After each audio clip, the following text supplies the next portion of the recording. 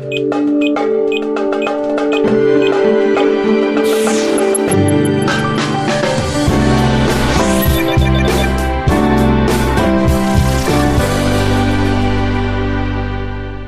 Topolčanoch nedávno ocenili športovcov, mnohí z nich preslávili svoje mesto na celoslovenských, európskych či svetových športoviskách. Ich úspechy si všíma každoročne aj samospráva. Mesto Topolčany hrdé na svojich odchovancov, športovcov, ktorí nás zviditeľňujú mesto Topolčany. Ukazujú, že ten šport v Topolčanoch sa robí dobre. Ja som veľmi rád, že dnes sme mohli oceniť najlepších športovcov mesta Topolčany za rok 2012, od najmladších aj po najstarších, aj zaslúžilých trénerov. Ocenených bolo 29 športovcov, hoci za nich hovoria výkony, niektorí ochotne porozprávali o svojich úspechoch. Karate sa venujem 5 rokov. Na svetovom pohári v Hradci Králové som získala prvé miesto a 2 druhé.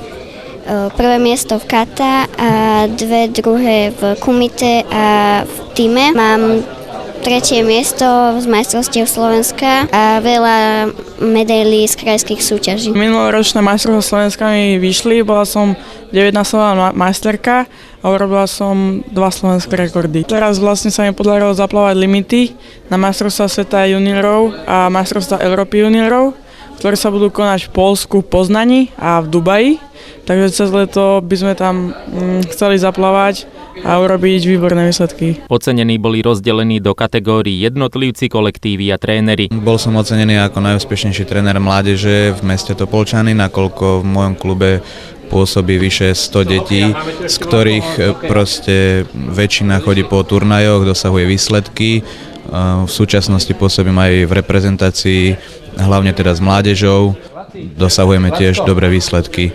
V našom klube za minulý rok bolo približne 250 medailí za rok. Je tam vyše 1500 medailí, ktoré sme dosiahli za 9-ročnú históriu v našom klube. Tento rok boli ocenené aj technické športy. Topolčany reprezentujem v automobilovom športe za svoj vlastný automotoklub. V minulom roku som dosiahol zo pár výsledkov, aj keď nie na popredných miestach.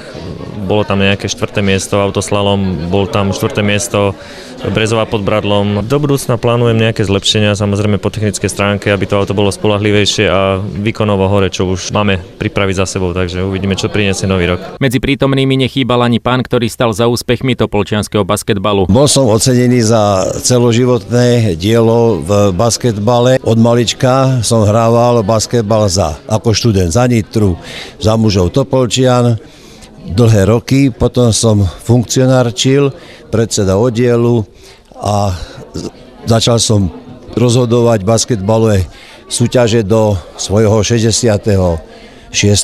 roku. V podstate veľkú časť života som venoval tomuto krásnemu športu. Zaujímalo nás, ako sa darí basketbalistom v Topolčanoch v súčasnosti. Dosahujú pomerne slušné výsledky, štartujú v 2. lige a toho času bojujú, možno povedať, aj o postup do 1. ligy.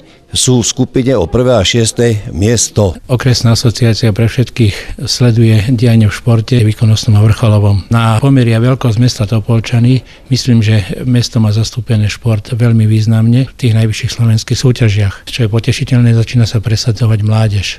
Začína to hovoriť o tom, že začína sa systematicky s mládežou opäť pracovať. V ostatných rokoch sa podľa slov primátora v meste rozšírilo portfólio športov. Dnes sme tu napríklad neoceňovali nejakých bejsbolistov alebo hráčov amerického fotbalu a máme tu aj takéto celky, ktoré tiež veľmi dobre pracujú a na veľmi dobrej úrovni. Dokonca hráči amerického fotbalu sa prihlásili do Európskej ligy a budú hrať v Topolčanoch 2 európske zápasy, takže veľmi sa na to tešíme a budeme sa snažiť im vytvoriť podmienky. A je to šport, ktorý zaujíma dnes mladých ľudí, aj teda ako mladú generáciu, ako športovcov, ale aj ako divákov. Verím, že športovci nepoľavia a budú pokračovať ďalej a budú zožínať úspechy na európskych a svetových šampionátoch.